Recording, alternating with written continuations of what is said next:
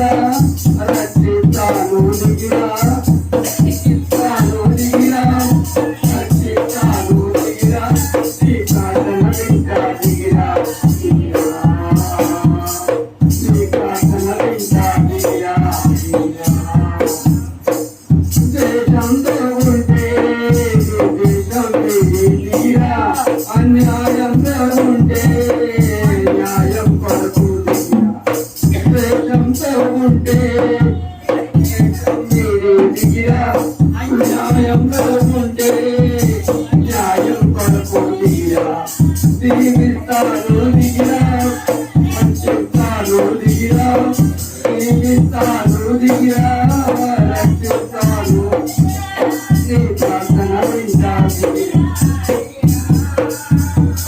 నీ ప్రార్థన వింటాను దిగిరా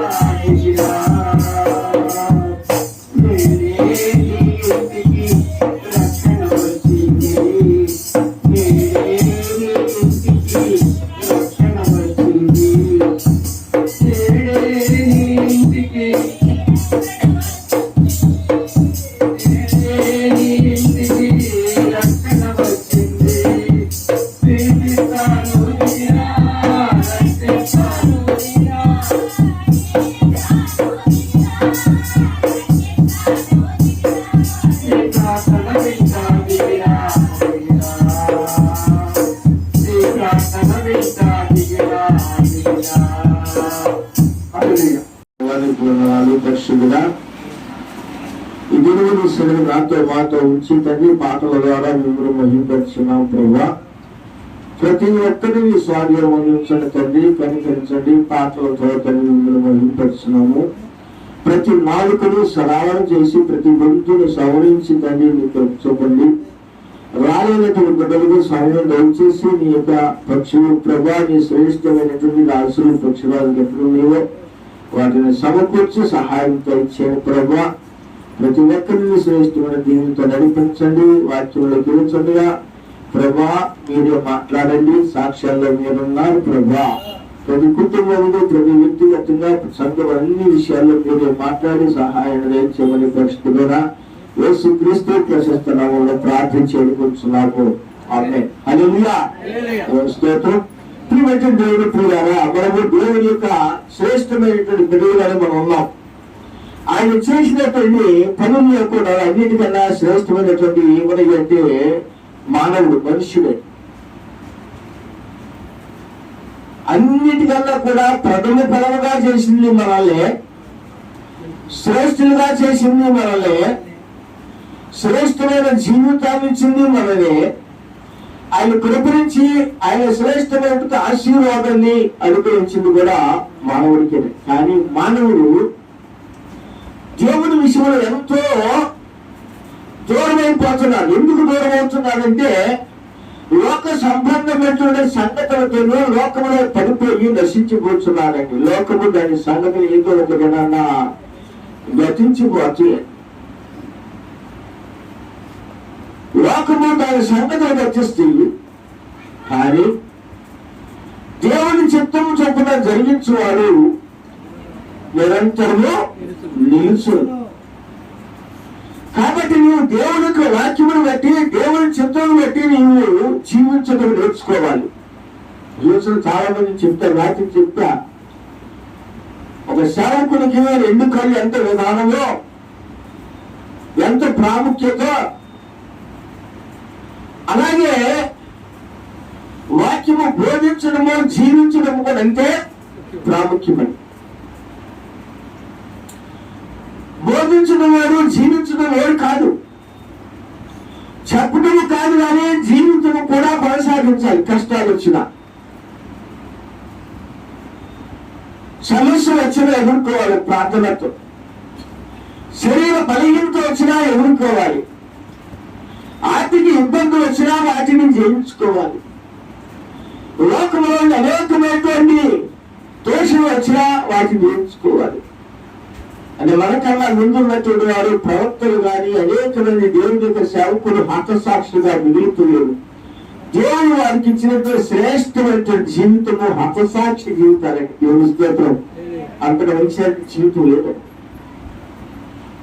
మనం ఏమనుకుంటే ఒక వ్యక్తి హతసాక్షి అయ్యాడు అంటే దేవుని అతను పేదరికంగా చనిపోయాడు, వాక్యంలో అతను చనిపోయాడు, లేక మంచి విశ్వాసి కుటుంబము సరైన స్థితిలో అతను నశించిపోయిందంటే అతను రకరకాలుగా ఆలోచన చేస్తుంటాం.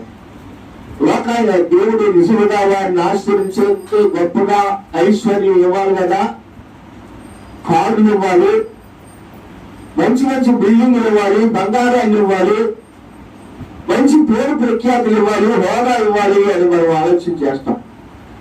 మానవుడు లోకంలో ఉన్న వారి సంగతుల మీద మనసుంచుతాడు, లోక సంబంధి లోకంలో ఉన్న వాటి మీద మనసుంచుతాడు, కానీ దేవుని సంబంధులు దేవుని యొక్క ఆత్మ మీద మనసుంచుతారు. దేవుని స్తోత్రం. దేవుని యొక్క ఆత్మ ప్రతి కార్యము కూడా ఆయన ప్రణాళికలో చేసి వెళ్ళిపోతూ ఉంటాడని ఆయన చిత్తానుసారం. కానీ మనం దేవునికి లోపడలేమండి, అన్నిటికీ లోపడతాం,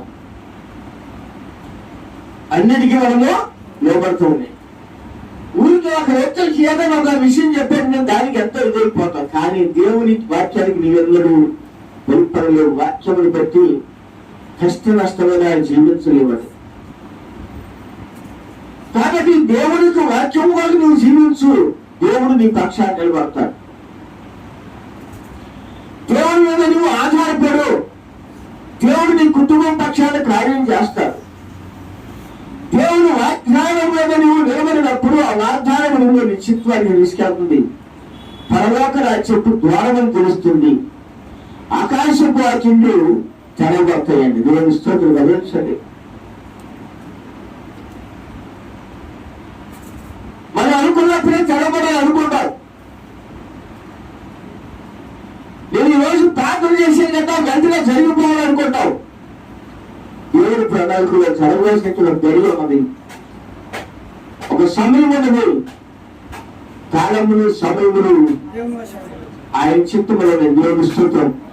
అడగటం నీ బాధ్యత, ఇవ్వటం ఆయన ఎంతో గమనించండి. జీవించడం నీ యొక్క ప్రాథమిక పరిస్థితులు. కానీ మనం అడుగుతామే కానీ జీవితాన్ని జీవించలేం. పొందుకుంటామే కానీ ఆ పొందుకున్న సంగతులు మేలులు మనం మర్చిపోతాం. వెంటనే దేవుని పట్ల ఎన్ని మేలు చేసాడు ఒక్కసారి అర్థం చేసుకో. ప్రతి వ్యక్తి కూడా మీ హృదయంలో ఒక్కసారి చేతి చేసుకుని ఒక్కసారి పరిశీలన చేసుకుని నా కుటుంబంలో దేవుడు మేలు చేశాడు, నేను దేవుని కొరకు ఎలా జీవిస్తున్నాను, ఎలా పరిస్థితున్నాను, ఎంత నమ్మకం ఉన్నాను అని ఒకసారి ఆలోచించు. నీవు ఎప్పుడైనా నీ హృదయాన్ని నువ్వు పరిశీలన చేసుకున్నావా? దేవుడు నేను ఎలా పెరుగుతున్నాను, దేవుడు నేను ఏ విధంగా దేవుని చేత నేను ఆశించవచ్చున్నాను, దేవుడు నా కుటుంబంలో చేసిన మేలులేంటి, నేను దేవునికి ఏ పాత్రగా ఏ విధంగా దేవునికి నేను ఉపయోగపడుతున్నాను కూడా ఎప్పుడన్నా నేను తలంచుకున్నా, పడుకున్నప్పుడు, నీ మనసు మీద ఉన్నప్పుడన్నా, శ్రమ వచ్చినప్పుడు, కష్టం వచ్చినప్పుడు, ఒక బాధ కలిగినప్పుడు, ఒక పరిస్థితులు మారినప్పుడు అప్పుడు ఏమంటావు? ప్రభువా, అయ్యా నేను నశించబోతున్నాను, నాకు సహాయం చెయ్యండి. కానీ సహాయం చేసిన తర్వాత నీవు ఎంతవరకు నమ్ముకుంటున్నావు?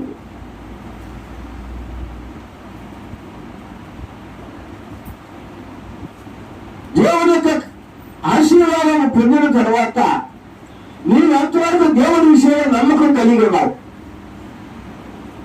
దేవుడు ప్రశ్నించడా? దేవుడిని అడగడా? ఒక దినం ఉంది, ప్రతి ఒక్కరికి ఒక సమయం ఉందని. ప్రతి ఊరికి మనం ఏం చేస్తామంటే నాలుగును మడత పెడతాం. నాలుగును అంటే నాలుగు మడత ఏంటంటే అర్థం ఏంటి? అబద్ధం.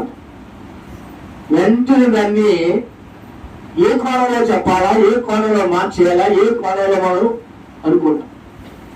అది నీకు ఒక్కోసారి మైనస్ అయిపోతుంది నీ కుటుంబంలో. నువ్వు ప్రార్థన చేస్తున్నావు, పర్వాలేదు, మంచిదే. కానీ నీ సాక్షి జీవితం కాడికి వచ్చేటప్పటికి నీ 4-7 వేలు మాటలు మాట్లాడుతున్నాడు. అబద్ధమా? ఒకవేళ నీళ్ళు ఆ యొక్క పరిస్థితి ఉంది అంటే సాతాను నిన్ను తన ప్రణాళికలు వాడుకుంటున్నాడు. వాక్యం చెప్తుంది, అవునంటే అవును, కాదంటే కాదు అని చెప్పండి. అంతకు మించి వచ్చింది ఏదైనా ఉంది అంటే అది అపవాది నుండి వచ్చింది అంటాడు. అంతేనా? మనం ఏం చెప్పాలి? ఏం మాట్లాడాలి? అవునైతే అవును, కాదంటే కాదు. సమస్యలు వస్తే రాక మానవు. కానీ మేము వాటిని జయించాలంటే మీలోనే ఒక దృఢమైనటువంటి విశ్వాసం కలిగి ఉండాలి. ప్రార్థన అంతా నీ కుటుంబ పరిస్థితులు మారుస్తుందండి. దేవుని స్తోత్రం గమనించండి. కాబట్టి ప్రార్థన మనం జరుగుతున్నాం. ఆ ప్రార్థనకు తగిన విధానంలో మనం కూడా జీవించాలని చెప్పడం ముఖ్యం కాదు, కానీ జీవితం కాడికి వాటి చుట్టూ దరిద్రులని లాజరు ఉన్నాడండి. ఆ లాజరు ఎన్నో అవమానాలు పడి అలా శరీర బలహీనత ఉంది, వస్త్రం సరైన వస్త్రం లేదు, కురుపులతో ఉన్నాడు, ఆకలి నొప్పులు కలిగి ఉన్నాడు. ధనవంతుడి యొక్క బల్ల మీద పడేటువంటి రొట్టెల కొరకు ఎదురు చూశాడు. ఆ రొట్టెలతో తన కడుపు నింపుకున్నాడు. పరిస్థితులు అన్ని కూడా తనకి, ఈ లోకపు పరిస్థితులు అన్ని కూడా తనకి ఆయనకి ప్రతికూలంగా ఉంది. కానీ పరలోకపు పరిస్థితులు అనుకూలముగా ఉన్నాయి. దేవుని స్తోత్రం గమనించండి. ఈ లోకపు పరిస్థితులు ఏమో ఆయనకు ప్రతికూలముగా ఉన్నాయి. పరలోకపు పరిస్థితులు ఏమో అనుకూలముగా ఉన్నాయి. దేవుని యొక్క వాక్యముతో నీవు ఉన్నప్పుడు అనేక విధాలుగా జయించవలసిన విధానాలు ఉంటాయండి. ఇది యేసుక్రీస్తు వారు అంటున్నారు, నేను లోకమును జయించున్నాను, మీరు కూడా జయించి నాతో కూడా అనిపిస్తుంది. కానీ మనము లోకములో దేనిని జయించలేని పరిస్థితులు ఉన్నాం. స్వార్థము, అహంకారము, నాకేంటి, నేను ధనవంతుణ్ణి.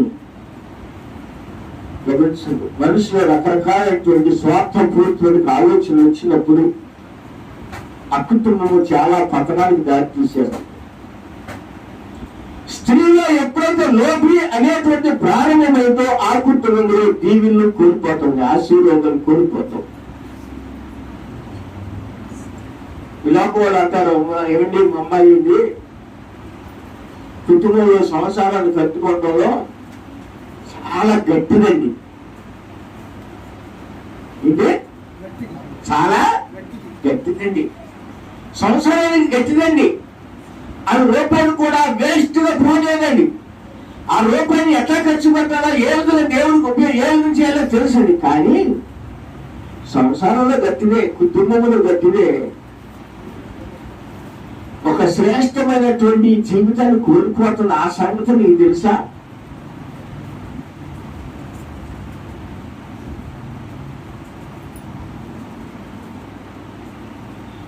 చాలా గొప్పదండి, మంచిదండి. దేవుడికి ఇచ్చే విషయంలో కూడా చాలా జాగ్రత్తగా ఆచి చూసి చేస్తాండి, ఎక్కువ ఖర్చు పెట్టండి. మా ఇంట్లో ఆర్థిక విధానంలో కూడా చాలా జాగ్రత్తగా ఒక పూట వండింది 2-3 పూటలు జరుపుకుని 2-3 రోజుకి గమనించండి. దాన్ని ఎలా సద్వినియోగం ఎన్ని చేస్తాం. కానీ దేవుని విషయంలో నీ స్థితి, నీ కుటుంబ పరిస్థితి, ఎక్కడ నీలో ఉన్నటువంటి లోపలతనమో, ఎక్కడ నీవు దేవుడికి ఆ మహిమేశ్వరము నీవు ఎక్కడ పెట్టుకుంటున్నావు, నీ కుటుంబంలో నీ భార్య బిడ్డలు ఎక్కడ పెట్టుకుంటున్నారు?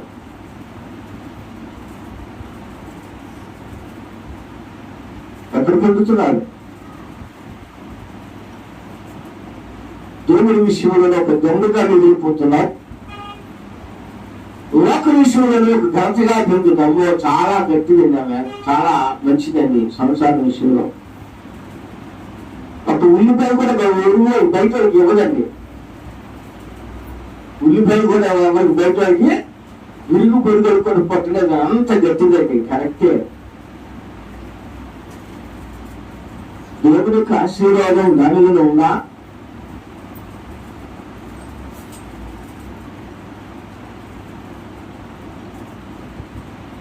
ఎదుటి వారి పట్ల నువ్వు ప్రేమ చూపించలేనప్పుడు, కనికరం చూపించలేనప్పుడు, ఎదుటి వారికి నువ్వు సహాయపడలేనప్పుడు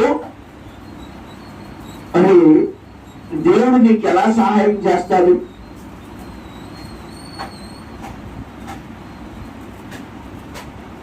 నీ పొరుగు వారిని నువ్వు ప్రేమించలేనప్పుడు, నీ పొరుగు వారికి నువ్వు సహాయత లేనప్పుడు దేవుడు నీకు ఎలా సహాయం చేస్తాడు? వాక్యం చూపిస్తుంది, ఓ ఇశ్రాయేలు మొదట నీ పూర్ణ హృదయంతోను, నీ పూర్ణ ఆత్మతోను, నీ పూర్ణ వివేకముతోను నీ దేవుడైన యెహోవాను సేవించుము.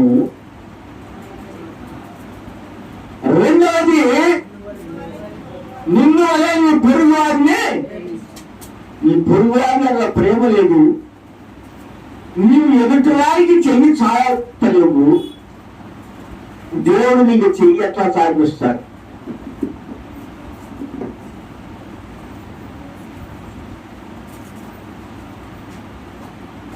నీవు ఎదుటి వారికి సహాయం ఉన్నప్పుడు దేవుడు నీకు సహాయం చేస్తాడు. కానీ మనలో స్వార్థం ముందు చూసావా, లోభితనం ముందు చూసావా? అది ఏం చేస్తుందంటే మనిషిని శ్రేష్టమైన ఆశీర్వాదాన్ని కోల్పోతున్నాడు. కాబట్టి ఇటువంటి దేవుడి ప్రియలా, దేవుడికి వాక్యం చూసినట్టయితే మత్తయి సువార్త 6వ అధ్యాయం 8 నుంచి చదువుకున్నాం. ఆకాశ పక్షులను చూడి అవి విత్తము కోయము, కొట్లలో కూర్చుగలవు, అయినను నీ పరలోకపు తండ్రి వాటిని పోషించుచున్నాడు. మీరు వాటి కంటే బహు శ్రేష్ఠులు కాదా? దేవుని స్తోత్రం. ఇప్పుడు మనం వాటికన్నా శ్రేష్ఠులువా దరిద్రులువా?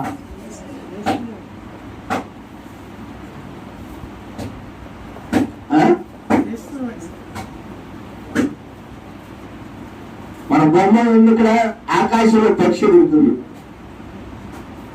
దాని అర్థం ఏంటి? దాని అర్థం ఏంటంటే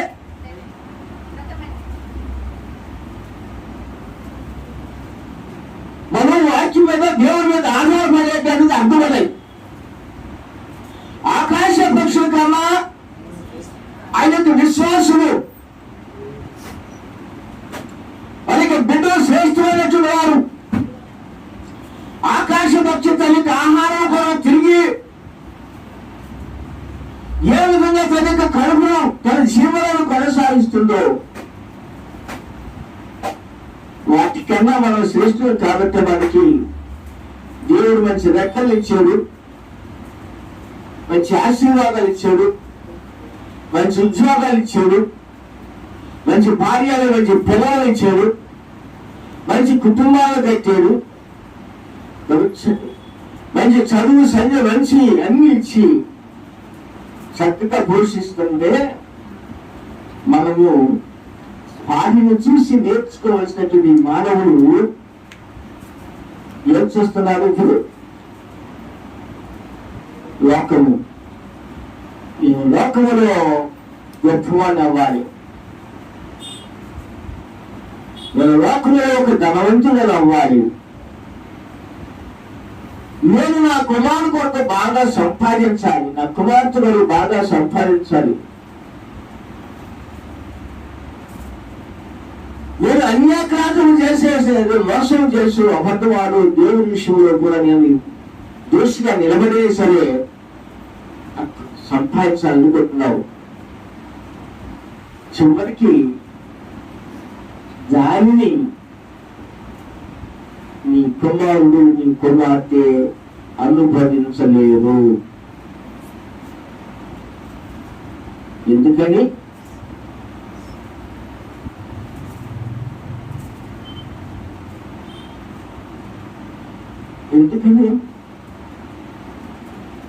మనం మన సొంత ఆలోచన కలిగి ఉన్నాం, వాక్యం మీద ఆధారపడలేక, దేవుడి మీద ఆధారపడలేక, మన పరలోకపు తండ్రి ఇచ్చేటువంటి ఈవుల మీద ఆధారపడలేక లోకములో దోషులుగా నిలబడిపోతున్నాం.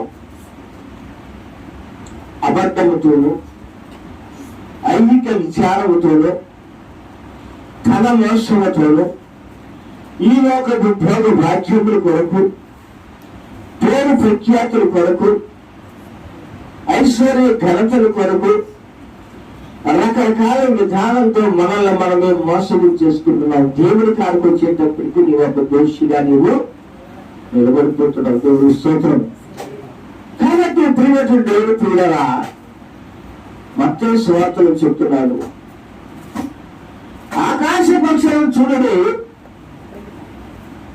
అవి విత్తము కోయము, కొక్కలో కూర్చుకొనవు, మీరు వాటి కంటే శ్రేష్ఠులు కారా. దేవుడి వాక్యం సెలవిస్తుంది. మన వాటి కన్నా చాలా గొప్పవాడు. చూడండి, ఒక్కొక్కసారి ఆకాశ పక్షులు ఉన్నాయి. అవి ఆకాశ పక్షులు తిరుగుతూ ఆహారం పనులు తిరుగుతూ ఉండేవి. ఒక్కొక్కసారి ఒక్కొక్క పక్షికి తక్కువ ఆహారం దొరికినప్పుడు అది తీసుకున్నది, ఒక్కోసారి పెద్ద ఆహారం దొరికినా తీసుకున్నది చేసింది. ఒక్కోసారి నీటి మీద ఉన్నటువంటి కాకులు చూడండి, నీటి కాకి, నీటి కొంగులు, వాటికి ఒక్కొక్కసారి పెద్ద చేపలు దొరుకుతాయి. ఆ పెద్ద చేపలు దొరికినప్పుడు ఒక్కసారి ఆ పెద్ద చేపని అది మరి దానికి నోరు చిన్నదైనప్పటికీ, దాని నోటికి సన్నమైనప్పటికీ ఆ పెద్ద చేపను మింగుతుంది. మింగుతా దాని నోరు ఎంత ఉంటుంది? చిన్నదే. దాని గొంతు అయినా కేజీ 2 కేజీలు చేపలు అవలేదు కానీ మింగుతుంది. వాటిని పోషించిన దేవుడు, వాటికి ఇచ్చిన ఆహారాన్ని సమృద్ధికి ఇచ్చిన దేవుడు.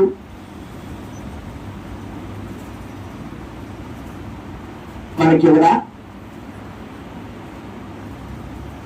వాటికన్నా ఎక్కువగా వాళ్ళని పోషించరా? మనము దేవుని మీద ఆధారపడలేకపోతున్నాం. దేవుని యొక్క సంగతుల మీద ఆధారపడలేకపోతున్నాం. ఎంతసేపు లోకంలో నీ ప్రార్థనకు వస్తావు, నీ మనసు ఎప్పుడు ఉండదండి. నీ ఇంటికాడ డబ్బు మీద, నీ ఇంటికాడ బంగారం మీద, ఏంటి కానీ వీటి మీదే కానీ ఇంకా నీ జీవితంలో నీ కుటుంబంలో ఎక్కడ ఆశీర్వాదం పొందుతావండి? నువ్వు గడిపేస్తే ప్రార్థన 2 గంటలు గడుపుతావండి. వాక్యం దగ్గర ఖచ్చితంగా గంట. నీ మనసు ఎక్కడ ఉంటుందండి? ఖచ్చితంగా గంటన్నారో నువ్వు దేవుడి యొక్క వాక్యంలో ఉండటానికి గంటన్నారో దానికి కూడా నీ హృదయం సహకరించట్లేదు అంటే దేవుడు నీకే కార్యం చేస్తాడండి.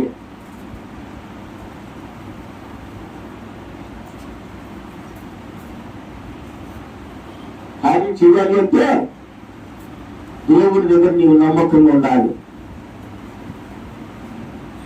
ఆ గంటన్నర కూడా నీ హృదయం దోచుకుంటున్నాడు ఎవరు? ఆ గంటన్నర కూడా ప్రశాంతంగా వెళ్ళిపోతున్నారు దేవుడి దగ్గర. నిజంగా మనకి దేవుడి కృపలో బట్టి దాన్ని ఇచ్చాడు. కొంతమందికి ఇది కూడా లేనటువంటి సంఘాలు సేవకులు ఉన్నారని మీకు తెలుసు తెలియదు. కాకపోతే మీ దృష్టిలో వాళ్ళు సేవకులు కాకపోవచ్చు, భగవంతుడు గొప్పవాళ్ళు అయ్యి ఉండొచ్చు. కానీ దేవుడు ఎవరికి ఇచ్చేస్తామో, ఎవరికి ఇచ్చేటువంటి పరిస్థితి బట్టి వారికి ఇస్తూ ఉంటాడు. దేవుడు ఎవరికి ఇచ్చే ఆశీర్వాదాలు వారికి ఇస్తాడండి. ఎవరిని మోసం చేస్తావు నువ్వు? దేవుని దగ్గర నీ హృదయం ఎలా ఉంది?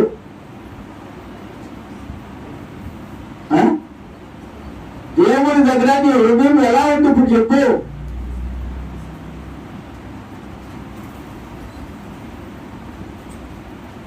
సాక్ష్యం చెప్పటము కాదండి ముఖ్యం.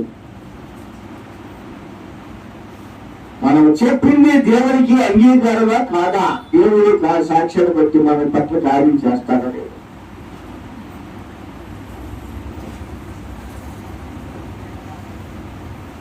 మనం అంటాం దేవుడు మమ్మల్ని ఆశ్రయించలేదు. ఏం ఆశ్రయిస్తారు? నీ హృదయంలో, నీ హృదయాన్ని ఎవరు తెలుసుకుంటున్నారు? ఎవరు తెలుసుకుంటున్నారండి? మరి జీవితంలో కార్యం చేసేది అపవాది చేస్తున్నా, దేవుడు చేస్తున్నారా?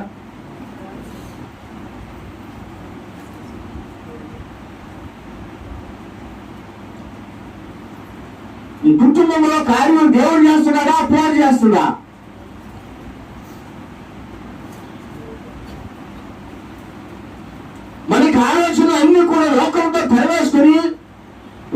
వాక్యానుసారంగా మనం ప్రవర్తిస్తూ ప్రభు అది అక్కడు ప్రభు నేను తెలుసుకునేందుకు నా మాటలు భయపడక వాటి ప్రకారమే చూపడక ప్రభుని పిలిస్తే నేను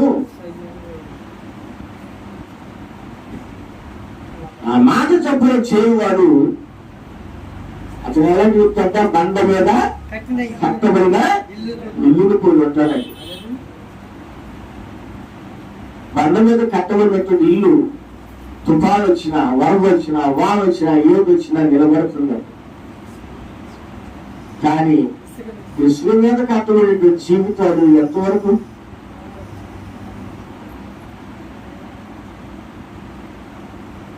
చనిపోతాము, భయం వస్తుంది. చనిపోతే మన గమ్యస్థానం ఏంటి?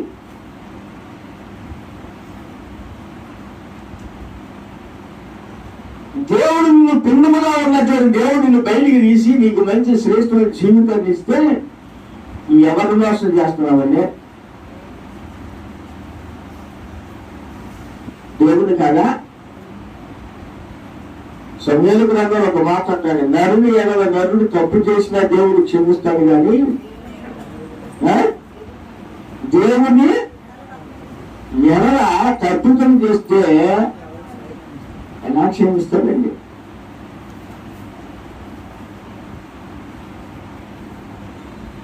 ఒక మాట నేను అడుగుతున్నాను, తూగుతూ దేవుడికి కఠినంగా అవ్వచ్చు. దేవుని కన్నా ఎక్కువైంది ఏది? ఒక్కసారి మీ మనసుతో చెప్పండి. కింద దేవుడి కన్నా ఎక్కువైంది ఏది? ప్రశ్న వేసుకో.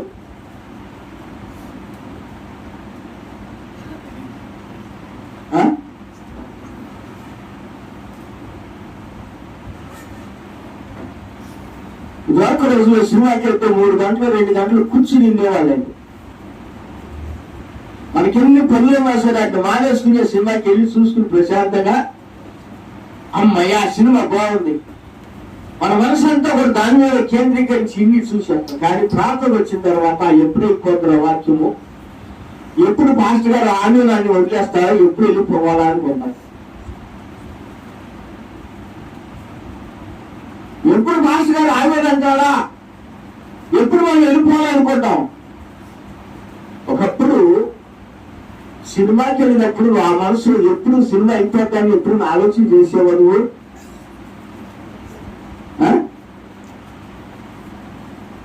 సినిమాలో ఎప్పుడైనా సగంలో వేసి బయటకు వచ్చేసి రోజు ఉన్నాయా మీరు ఎప్పుడన్నా?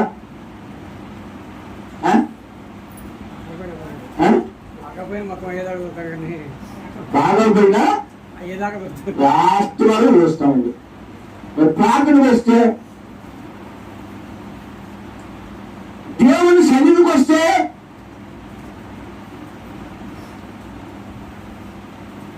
ఏం చేస్తాం? పాస్టర్ గారు ఎప్పుడు చూపిస్తాడు, ఆ పాస్టర్ గారు మాకు అంతా ఆ గడిగారు చూస్తామంట కదా. అంటే నీ హృదయం ఎక్కడుంది? రేపు నుంచి గడియారం అక్కడ ఉండదండి, గుర్తుపెట్టుకోండి. ఆ గడియారం మీ కొరకు కాదు, అది నా కొరకు. ఎందుకంటే ఎంతసేపు ఉంచాలి, ఎంతసేపు నీ వాక్యం చెప్పాలి, ఎంతసేపు ఉంది. వచ్చిన కాంచి గడియారం అంతా పాస్టర్ 150 సంవత్సరాలు సరిపోయాయి, ఇంకెక్కడండి మీరు? ఇంటి కన్నా ఎక్కువైందండి.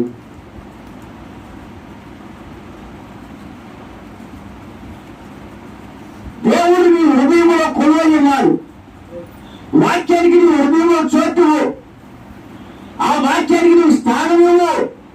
అప్పుడు ఆ వాక్యము నీ కుటుంబంలో, నీ బిడ్డలు, నీ కుటుంబంలో జీవితాలు మారుస్తున్నాడు దేవుడు. అదే దారిద్ర్యం అంటాడు, నీ వాక్యము నన్ను బ్రతికించను.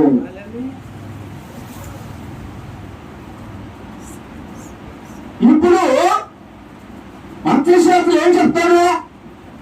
ఆకాశ పక్షులను చూడండి, అవి విత్తము కోయము, కొట్లలో కూర్చుకొనవు, అయినను మీ పరలోకపు తండ్రి వాటికంటే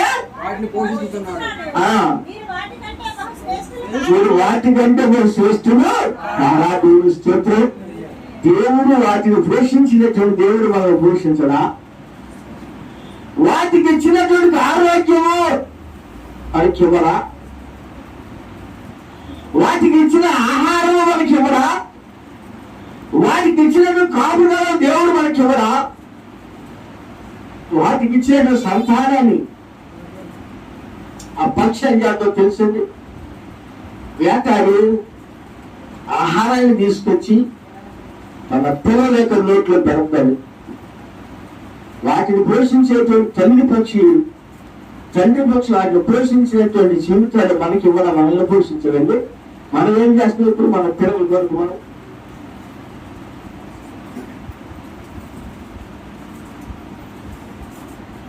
దేవుడు. కానీ మనం ఈ దేవునికి ఎంత విరోధమైన పరిస్థితులు ఆలోచన చేస్తున్నాం. లేచింది మొదలుకొని పడుకునే వరకు కూడా లోకానికి మనం హృదయంలో స్థానం ఇస్తున్నాం. మిగిలిన సమయం అంతా కూడా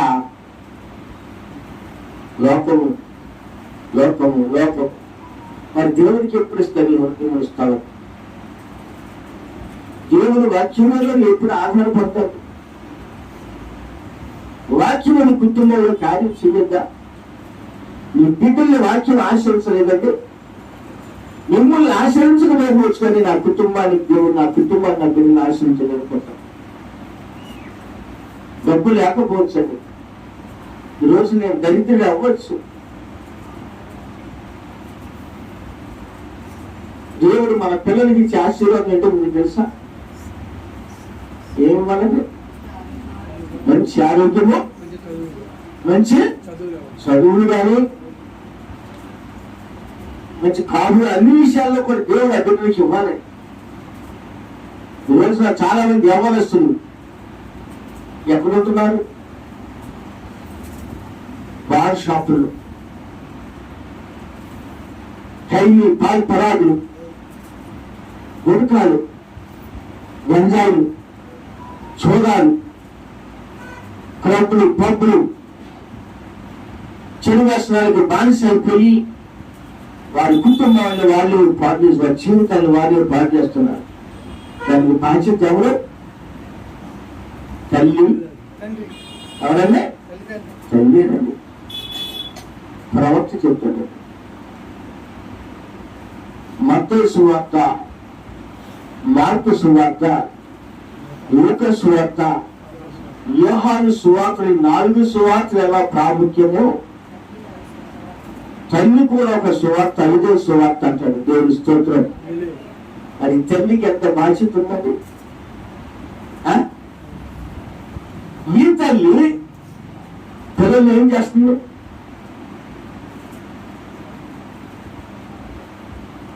ఈ తల్లి పిల్లలు ఏం చేస్తుంది? శ్రేష్టమైన జీవితాన్ని, శ్రేష్టమైన ఆశీర్వాదం ఇస్తుంటే ఈ తల్లి ఆ పిల్లలు పాటు చేస్తున్నారు. పిల్లల్ని ఎప్పుడో మా దేవుడి దగ్గర మనం బలపరచడానికి చూడాలి. దేవుని సన్నిధిలో పెంచాలండి. మన పిల్లలు శ్రేష్ఠులుగా ఉండాలంటారు. కానీ మనం ఎంతసేపు ఏది శ్రేష్టమైన ఈ లోకంలో సంపాదించిన డబ్బే శ్రేష్టమైన. ఎన్నో రకాల శాపాలు చెప్పా రాత్రి నిన్న రాత్రి ఎన్ని రకాలు చెప్పుకున్నాం? ఎన్ని చెప్పాను తెలుసండి? ఎన్ని రకాల శాపాలు? తీర్పు వేరు, శాపం వేరు. మనం గ్రహించలేము మన యొక్క స్థితిని బట్టి. చెప్తున్నాడు ఇక్కడ, అవి విత్తము, కోయము, కొట్లలో కూర్చుకొనవు. మీలో ఎవరు చింతించడం వల్ల తన ఎత్తు 3 ఎక్కువ చేసుకోగలడు. గమనించండి, మీలో ఎవరు చింతిస్తాం? అయ్యో నా కుమారుడు వాడు ఏం సంపాదించాలి? ఏం సంపాదిస్తా? అబద్ధవాడా? దేవుని యొక్క దశమ రాగులు దొంగిలించా, కానుకలు దొంగిలించా, కృతజ్ఞత అర్పణలు దొంగిలించా. దేవుని సొమ్ము దొంగిలించినంత మాత్రం నీవు గొప్పడు వైపు గొప్పదాన్ని గొప్ప కుటుంబం గొప్ప ఆశీర్వాదం రావాలి.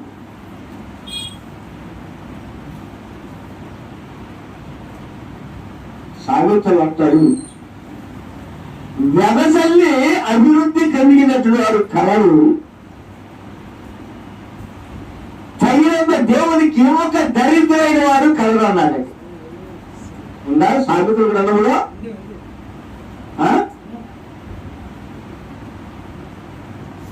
వెదజల్లి అభివృద్ధి కలిగిన వారు ఉన్నారండి. తగిన దానికన్నా తక్కువ నుంచి దేవుడికి దరిద్రకే కలిగిన వాళ్ళు ఉన్నారు. దరిద్రత అంటే కేవలం డబ్బేనా?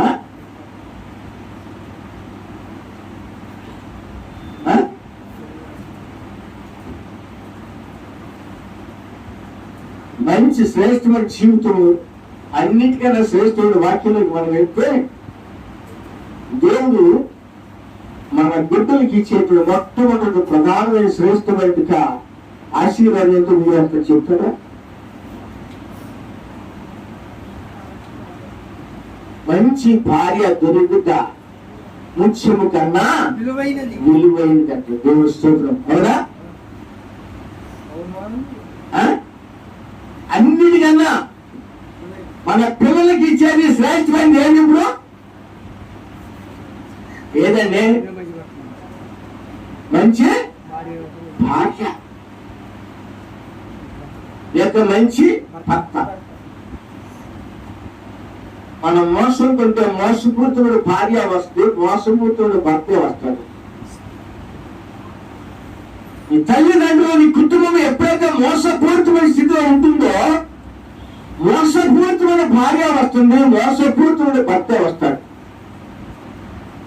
నీవు ఎప్పుడైతే దేవుని విషయంలో మంచి నమ్మకం కలిగి ఉంటావు అలాగే మంచి భర్త మంచి భార్య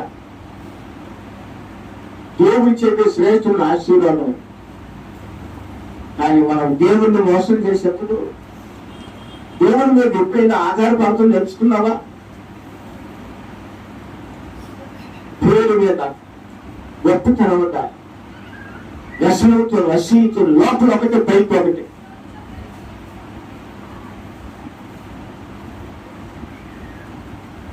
లోపల ఒకటి పైకి ఒకటి ప్రదర్శిస్తాడు. ఎలా దేవుడు ఆశిస్తాడు మీ బిడ్డలు మీ కుటుంబాన్ని?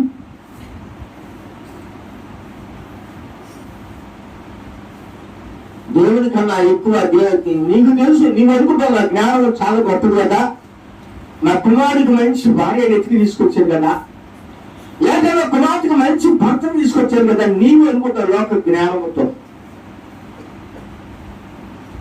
కానీ దైవ జ్ఞానం దేవుడికి సిద్ధం ఏమవుతుందంటే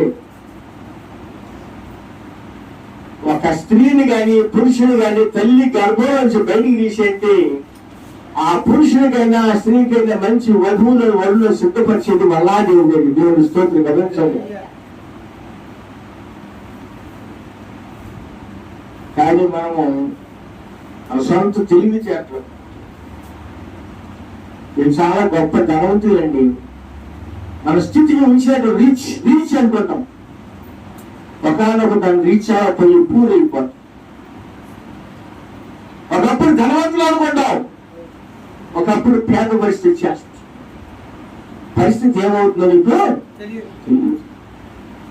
దేవుని మీద నీవు ఎప్పుడైతే ఆధారపడతావో నీ కుటుంబము దేవుడే నీ కుటుంబం పట్ల శ్రేష్టమైన జీవిత శ్రేష్టమైన బిడ్డలను తీసుకొస్తాడు. ఒక మంచి విశ్వాస జీవితంలో. కానీ మనం ఏం చేస్తున్నాం? మనం వాళ్ళకన్నా గొప్పవాళ్ళు చేయాలి, వీళ్ళకన్నా గొప్పవాళ్ళు చేయాలి, మనం చాలా గొప్ప గొప్ప పరిస్థితులు ఉండాలనుకుంటున్నాం. కొన్ని దినానికి ఏమవుతుంది? జీవితం ఏమవుతుంది? కొంతకాలానికి భార్యాభర్తలు విడిపోవటం, వారి కుటుంబాల్లో సమస్యలు చిక్కులతో రావటం. ఎందుకని వారి మధ్య ఎందుకు? దేవుడు జతపరిచిన వారిని మానవుడు వేరు చేయలేదు. మరి ఎందుకు వేరు చేస్తున్నట్టు?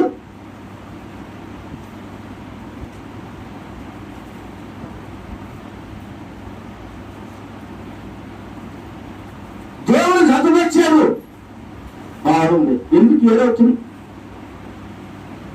అది దేవుడి యొక్క ప్రణాళిక, దేవుడి యొక్క శక్తులు కాదు. నీ సొంత తెలివితేటలతో కొన్నిసార్లు మనం చేస్తూ ఉంటాం. కానీ ప్రతి కార్యము కూడా దేవుడి మీద ఆధారపడిపో. నీ కుటుంబం విషయంలో ఆర్థిక సమస్యలు వస్తామంటే చిక్కులు వస్తాయి. అయినను ప్రభువుని అడుగు, ప్రభువా సహాయం చేయి, నేను నీ మీద ఆధారపడి ఉన్నాను, అది సహాయం చేయి. నా కులానికి మంచి వధువుని సిద్ధం అబ్రహాము అడుగుతున్నాడు. ఎలియాసుని పిలిచారా? ఎలియాసుడు, నీవేలో నా కుమారుడికి వివాహం కావాల్సిన ఈడు వచ్చేసింది, నా కుమారుడు కొరకు మంచి వధువుని సిద్ధం చేసి ఆ దేవుడే నీకు ముందు ఉంటుంది ఎలమన్నాడండి. వెళ్ళాడా? ఎలియాసుడు వెళ్ళాడు. ఏమైంది? దేవుడే అబ్రహాముకి ఎదురు ఎలియాజరు, ఎలియాజరుకి ఎదురు దేవుడే రిబ్బకాయ పంపించాడు. బాగా దేవుడితో గమనించాడు. రిబ్బకాయ తీసేసిందా? రిబ్బకాయ తన స్థానాన్ని తను కాపాడుకోండి. దేవుడి మీద మనం ఎప్పుడైతే ఆధారపడతామో అప్పుడే దేవుడు మన బిడ్డలను ఆశీర్వదిస్తాడు. కానీ మనము దేవుని మీద ఆధారపడుతున్నాం, నీ సొంత తెలివి మీద ఆధారపడుతున్నాం, నీ సొంత తెలివి డబ్బుల మీద ఆధారపడుతున్నాం, ధనం మీద ఆధారపడుతున్నాం, పేరు ప్రఖ్యాతుల మీద ఆధారపడుతున్నావే. కానీ దేవుడి మీద ఎప్పుడైనా ఆధారపడతాం నేర్చుకున్నావా? వాక్యాన్ని వింటున్నావు, యూట్యూబ్లో వింటున్నావు, టీవీలో వింటున్నావు, కరపత్రాల ద్వారా అన్నీ వింటున్నావు, కానీ నీ జీవితం కాడికి వచ్చేటప్పటికి మార్పు లేదు. ఎందుకంటే నిన్ను నీవే మోసగించుకొంటున్నావు.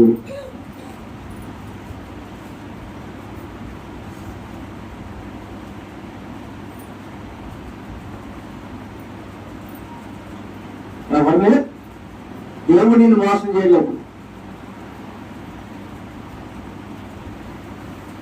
దేవుడు నిన్ను మోసం చేయలే. ఎవరు మోసం చేస్తున్నారు? మనల్ని మనమే మోసం చేసుకుంటున్నాం. ఎందుకంటే దేవుడి విషయంలో మనం దెబ్బవుతున్నాం, వాక్యాన్ని దాటిపోతున్నాం. మనం అనుకున్నాం నాకంతా వచ్చు కదా, నేనంతా నేర్చుకున్నాను, నాకంతా తెలుసు కదా అనుకుంటున్నాను. సొంత ఆలోచన కలిగి ఉన్నాడు. దేవుడికి ఆత్మను చోటించావా? ఎప్పుడైనా దేవుని యొక్క స్వరానికి నీవు చోటించావు నీవు చెవులు? ఈ మనుషులు వినుట బట్టి విందురు కానీ గ్రహింపు అంటాడు. వింటాం గ్రహించడం. పదార్థాలే గడపరుస్తావు, హృదయంలో చోటు లేదు. వాక్యానికి హృదయంలో చోటు లేదు. వాక్యముకి పట్టి నేను జీవించలేదు. దేవుని బట్టి జీవిస్తాం, లోకంలో బట్టి.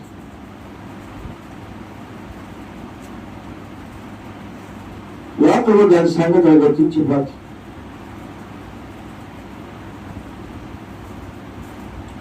దేవుని మీద ఎక్కువ ఆధారపడినప్పుడు ఆ కుటుంబానికి కష్టాలు రావచ్చు.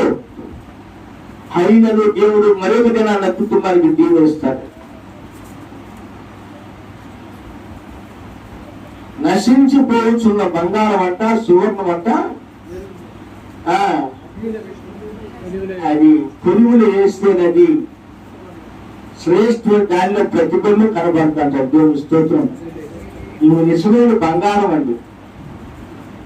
ఆ ఇబ్బంది కొలుములను, ఆ సమస్యల కొలుములు వేసినప్పుడు నీలో జీవం రావాలండి, ప్రతిబింబం రావాలి.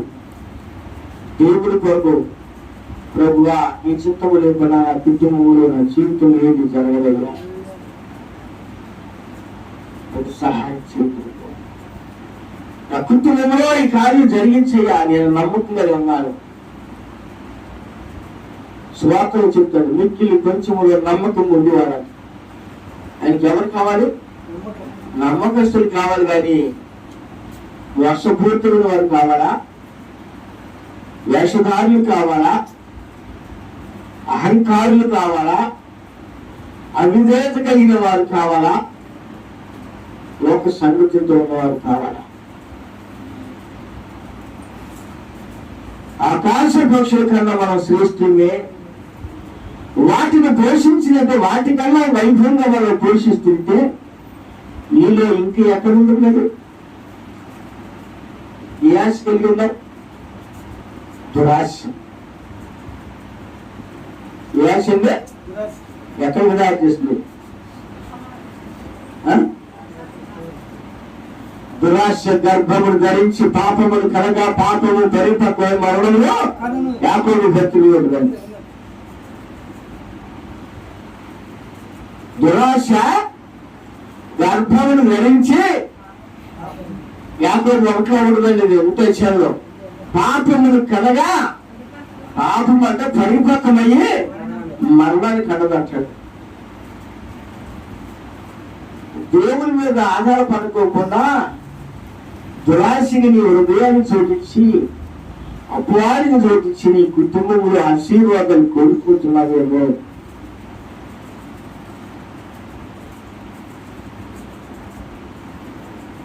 ఆకాశ పక్షులు చూడండి, ఆ యుగత్తము కోయము కొత్తలు కూర్చున్నారు. వాటికంటే మీరు శ్రేష్ఠులు కారా? మీ పరలోకపు తండ్రి వాటిని పోషించినటువంటి తండ్రి నిన్ను నన్ను పోషించడా? ఒకరోజు పోషించలేకపోవచ్చు, మరొక దినం పోషించడా? ఒక నెల పోషించకపోవచ్చు, ఒక సంవత్సరం పోషించకపోవచ్చు. ఆయన చిత్తంలో మరొక సంవత్సరం మీకు శ్రేష్టమైన దేవుని రావా? ప్రతి దానికి కోత సమయం ఉండదు.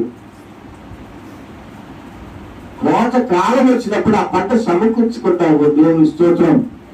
కోత కాలం వచ్చినప్పుడు ఆ పంటను నువ్వు అప్పుడు వరకు కూడా నువ్వు కష్టపడి అదే చెప్తాడు. వ్యవసాయకుడు అంట తొలకరి వర్షము కడవరి వర్షము వచ్చే వరకు కూడా ఓపిగా కలిగి ఉండాలంటారు. వ్యవసాయకుడు తొలకరి వర్షము కడవరి వర్షము వచ్చే వరకు కూడా ఓపికతో కనిపెట్టాలి. అప్పుడు ఆ పంటలు మనము సమకూర్చుకుంటాం. కానీ మనం ఎలా ఉంటాం అంటే వాక్యముని విరుద్ధంగా మనం ప్రవర్తిస్తున్నాం. వాక్యానుసారమైన జీవితంలోకి మనం నడవలేకపోవచ్చు. చెప్పుతున్నాం, చాలా మంది చెప్తారు, గొప్పగా చెప్తాం. ఆయన జీవితంలో దేవుని కొరకు నేనేం చేస్తున్నాను ఎప్పుడైనా నీ హృదయంలో ఆలోచన కలిగి ఉన్నానా? దేవుని పని నేనేం చేస్తున్నానని ఎప్పుడన్నా ఆలోచన కలిగి ఉన్నావా? 10 గంటలు 8 గంటలు ఒక చోట పని చేయడానికి దాశ్చర్యం చేయడానికి మనం ఒప్పుకుంటాం, ఇష్టపడతాం. దేవుని పని ఒక 10 గంటలు చేయడానికి మన మనసు సహకరించదే. దేవుని కాడికి వచ్చేటప్పటికి మనం ఎలా అంటే గొప్పవాడు అనుకుంటున్నాం. మన స్థితిలో ఏది అనుకుంటున్నావు? నీ అంతస్తులు అడ్డొస్తాయా? నీ చదువులు అడ్డొస్తాయా? నీ డబ్బు అడ్డొస్తుందా? నీ ఉద్యోగం అడ్డొస్తుందా? నీ హోదా, నీ శరీర దారుణ్యం అడ్డొస్తుందా? నీ కుటుంబ ప్రెస్టేజ్ అడ్డొస్తుందా? దేవుడు పని చేయడానికి ఒకవేళ ఏదైతే నీకు అడ్డొస్తుందో అడ్డును తొలగిస్తాడు.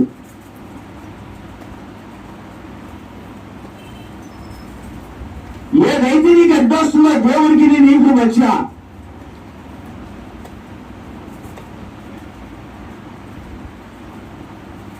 ఆ అడ్డు తొలగిస్తాడు. ఏం చేస్తాడు? ఏం చేస్తాడు?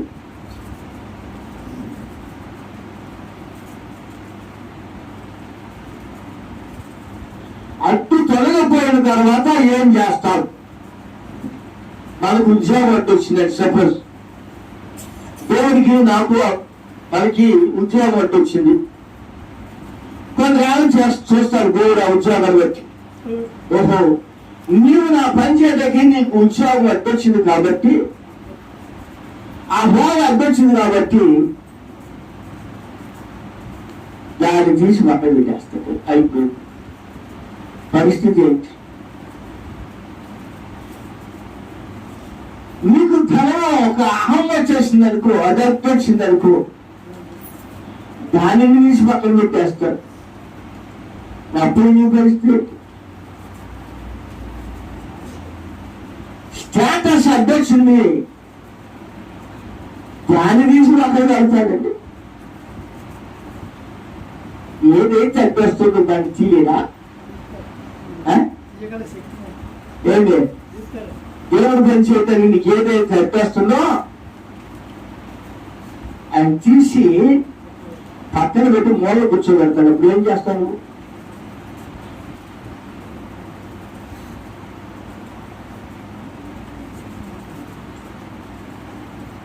ఏం చేస్తాను? మళ్ళీ అడుగుతావా? మొదలెడు పెద్దగా, బ్రహ్మ నాకు ఉద్యోగం కావాలయ్యా. కానీ అది తీసేసింది ఎవరు? ఎందుకు తీసేశాడు? హోదా ఉంది, ఆ హోదా తీసేస్తాడు. ఈ పరిస్థితి తారుమారైంది. అప్పుడేం చేస్తా? ఒకప్పుడు ఈయన మంచి లెవెల్గా, మంచి లెవెల్ ఎట్టా. ఇప్పుడు పరిస్థితి ఎట్టామనేటువంటి తలకాయ ఎత్తే కింద వెళ్తున్నారు. అప్పుడు నీకు ఇది కనిపించకపోవచ్చు, ఇప్పుడు కనిపిస్తాడు. నీకు నీ తల దించుతాడు, నీ హోదా తగ్గిపో, పరిస్థితి మారిపోతుంది. కాబట్టి దేవుని దగ్గర నీవు ఎంత విధానంలో లోబడి ఉంటావో, ఆ వాక్యంతో ప్రార్థనతో నీవు ఎంత జీవిస్తావో, నీ కుటుంబంలో శ్రేయస్కరమైన ఆశీర్వాదములతో నీ బిడ్డలు పెరుగుతారు. స్తోత్రం. ఎంతకాలమైతే ఒక నమ్మకమైనట్టు లేనటువంటి స్థితిలో వేషధారి తరముతో ఒక మోసపూరితమైన క్రైస్తవ జీవితం జీవిస్తావు.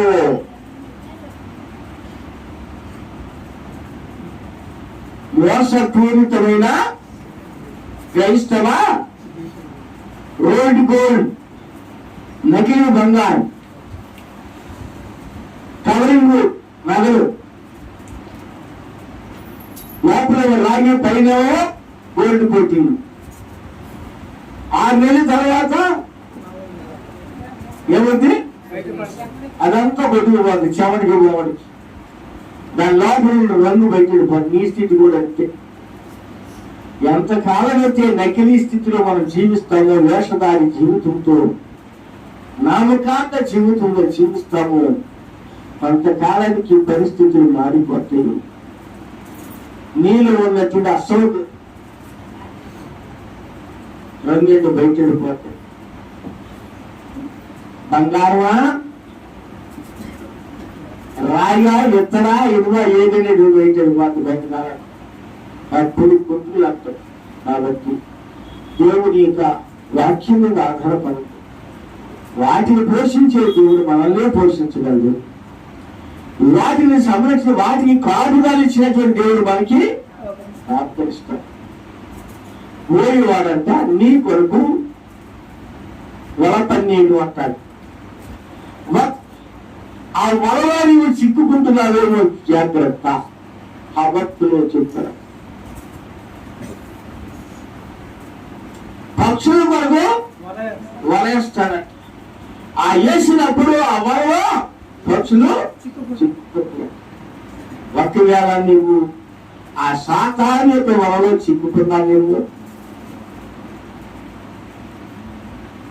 దేవుని యొక్క వాక్యములకు చోటు ఇవ్వలేదు, వాక్యము మీద ఆధారపడలేదు. వాక్యాన్ని మోసగిస్తున్నావా? మనిషిని మోసగించగలవు కానీ దేవుని మోసము చేయలేవు.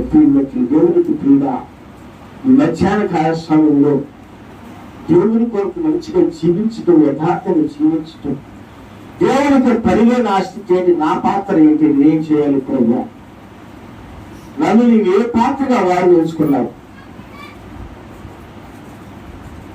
నా కుటుంబం నీ దగ్గర ఎలా ఉండాలి, మనల్ని మనం ప్రశ్నించుకుంటాం. వాటిని పోషించినటువంటి దేవుడు నీటి దినాల్లో నన్ను కూడా పోషించినవాడు. వాటికన్నా శ్రేష్టమైన వైభవాన్ని నీకు ఇచ్చాడు. ఎందుకంటే మనము యాకోబు పత్రికలో ఒక మాట చదువు ముగించుకుందాం. యాకోబు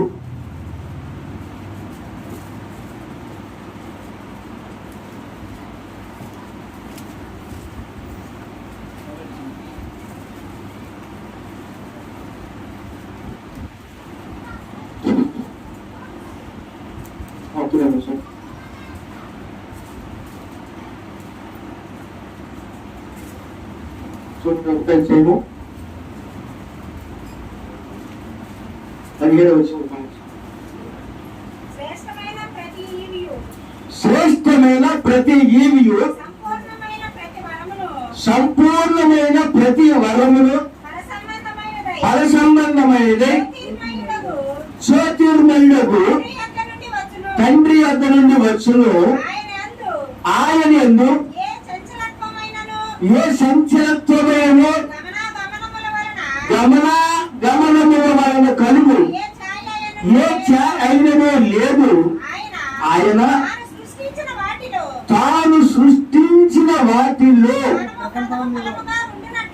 మనము ప్రథమ ఫలముగా ఉన్నట్లు సత్యవాక్యం వల్ల మనము తన సంకల్పం ప్రకారము దేవుని స్తోత్రం. ఆయన సృష్టించిన వాటన్నింటిలో కన్నా ప్రథమ ఫలంగా మనం ఉన్నాం. దేని చేత కన్నాడు? వాక్యం చేత. దేని చేతండి? వాక్యం చేత. ఆ వాక్యం మీద నీవు ఆధారపడినప్పుడు ఆయన యొక్క మహిమేశ్వరుడు ప్రతి కార్యం మనకు చేస్తాడు. కాబట్టి ప్రియమైన దేవుని ప్రియుడ దేవుడి మీద ఆధారపడటం నేర్చుకుంది. నువ్వు దేవుడిని మోసం చేయలేవు. మనల్ని మనమే మోసగించుకుంటున్నాం, లేక అపవాది మనల్ని మోసగిస్తుంది. మోసగించబడ్డావు అంటే నువ్వు ఏ చిక్కుల్లో పడుతున్నావో, సమస్యల్లో పడుతున్నావో, నీ కుటుంబం ఏ ఆశీర్వాదం కోల్పోతున్నావు, నీ బిడ్డలు ఏ ఆశీర్వాదం కోల్పోతున్నారో ఒకసారి ఆలోచించేస్తావు. ఈ మధ్యాహ్న కాల సమయంలో ఆకాశ పక్షుల కన్నా మనకు శ్రేష్ఠులు. వాటి గూళ్ళు ఉన్నాయి, కానీ మనకి మంచి ఇండ్లు ఉన్నాయి. మనకి ఆహారం ఎదిరి తెచ్చుకుంటుంది. మన కష్టపడి తెచ్చుకుని మనం పోషించుకుంటున్నాం. వాడికి దేవుడు ఏ విధంగా ఆరోగ్యాలు ఇస్తున్నా మనకు కూడా అదే కాదు, మనకి వైద్యులు కూడా ఇచ్చాడు, అన్ని చూపించాడు. నీకు ఇచ్చినటువంటి భాష వాక్కులు ఇచ్చాడు. అన్నిటికన్నా శ్రేష్టమైన జీవితాలు మనకి ఇచ్చాడు వాటికన్నా. కానీ మనం వాటిని ఎందుకు పాటు చేసుకుంటున్నాం? లోకములో ఉన్నటువంటి లోకంలో ఉన్న సంగతులకి, లోకంలో తెరాశకి వెళ్ళిపోయి, దురాశకి వెళ్ళిపోయి, దేవుడు వాక్యం నుండి కూడా దూరం అయిపోతున్నాం. ప్రార్థనలు ఎంత దూరం అవుతావో నీ కుటుంబ పరిస్థితులు కూడా అంత విచ్ఛిన్నమైపోతాయి. గుర్తుపెట్టుకో. ఎవరినైనా నాకు బాగలేదు. దేవుని యొక్క సన్నిధి ప్రార్థన నువ్వు ఎంత దూరం అవుతావో వాక్యానికి అంత పరిస్థితులు కూడా నీ కుటుంబంలో జీవితంలో మార్పులు జరుగుతాయి. సమస్యలు, చిక్కులు, వ్యాధులు, బాధలు, ఆర్థిక ఇబ్బందులు, కుటుంబంలో నెమ్మదులు, సమాధానములు, భార్యాభర్తలు సమాధానములు, తల్లి పిల్లల సమాధానములు, కుటుంబంలో ఉన్నటువంటి పరిస్థితులు వేరు కాబట్టి, పొజిషన్లు వేరు కాబట్టి తారుమారు అయిపోతాయి. నువ్వు అనుకోవడం అనుకున్నది ప్రతికూలంగా జరుగుతుంది. నువ్వు అనుకోవచ్చు నేను బాగానే ఉన్నాను, నేను చేసేది ప్రతిదీ కూడా కరెక్టే అనుకుంటావు, కానీ నీకు ప్రతికూలతలు వస్తాయి. ప్రార్థన వల్ల ఏదైనా నువ్వు పొందుకోగలుగుతావు. ప్రార్థన చాలా శక్తివంతమైనది. వాక్యముతో ప్రార్థన జీవించినప్పుడు ఆ ప్రార్థన మన యొక్క పరిస్థితుల్ని బాగు చేస్తున్న దేవుడి వాక్యం ద్వారా కూర్చొని దీవించి ఆశీర్వదించును గాక. ఆమేన్.